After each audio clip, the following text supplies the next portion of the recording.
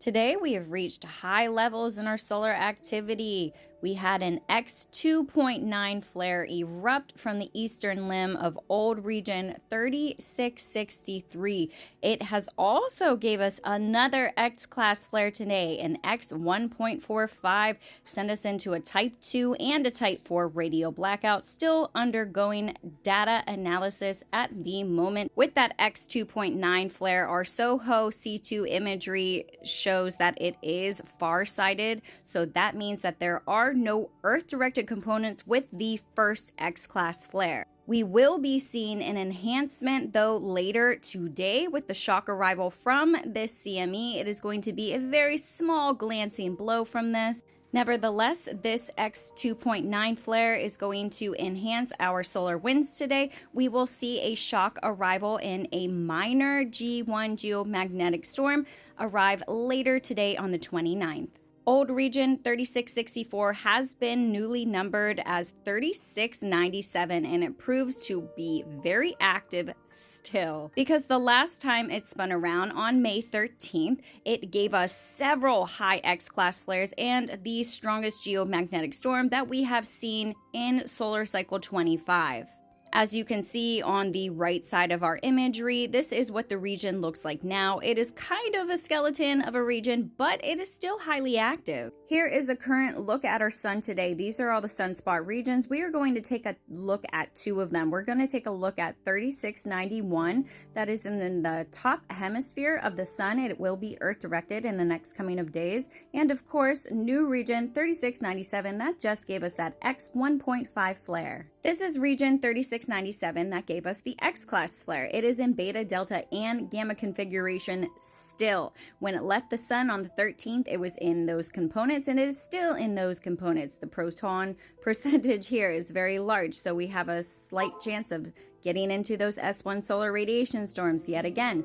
X-class flare potential, we are already seeing that, although it is dying down, but with this delta configuration, it's going to be highly complex. In the next coming of days, we'll see if it does switch up or if it spreads apart in the trailing or intermediate spots to see if it does have a little bit more potential of producing something higher or more continuous. And this is region 3691. This region is going to be Earth-facing directly in the next coming of days, also in beta, delta, and gamma configuration with a 5% proton limit, also with a higher X-class flare limit as well. We have two strong potential regions to give us something very large that could produce another very large geomagnetic storm. We will see in the next coming of days what these two regions are going to hold for Earth. Because within the past 24 hours, we have had two large X-class flares from this newly numbered region 3697. That X-class flare sent us into another R3 strong radio blackout. It is going to pulse throughout the world,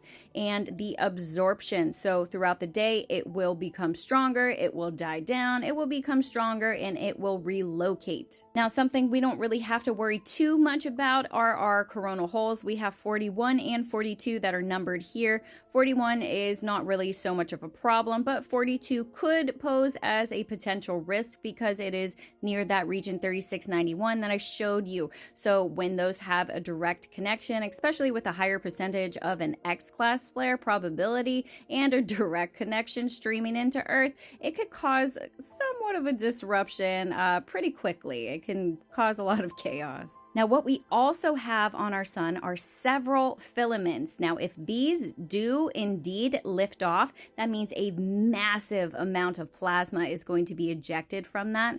And if there is a streaming site, such as those coronal holes, it could send us right directly into Earth, and it will disrupt quite a bit of things here, causing yet again more chaos. But in this current moment, our 3-day geomagnetic forecast is predicting us to reach into minor levels of a KP3 to a KP4 solar wind index today, which means we could potentially reach into those minor geomagnetic storm levels before it dies down here and returns to normal speeds around the 30th and the 31st. However, we had that X-class flare, and if the data does show that there are Earth-directed components that are associated with it, we could definitely see us in an uptick of another geomagnetic storm.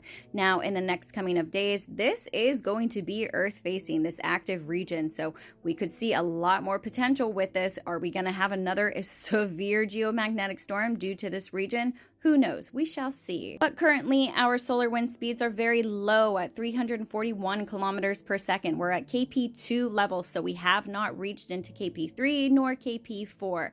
So that would be the active warning suggesting that something higher is going to happen due to the shock arrival. But right now, pretty low and slow. Now let's talk about the massive spike in our Schumann. Beautiful light that is spilling in, a little bit of density, a little bit of hotness. But we had a thunderstorm in Russia that set off the sensor, so that was not a connection due to human consciousness. That was just a thunderstorm yet again over that specific region in Russia. Now today we have our moon, and it is shifting out of Aquarius and into that beautiful Pisces energy that we desperately need. While the moon is void, Venus is going to bring some uncomfortable interactions with Mars and Chiron, but this is going to be before they join together for this major reset. Meaning there may be some struggles within your heart space, how you feel within current relationships, where you're feeling that you need to heal. So you may be focusing maybe on differences or separations.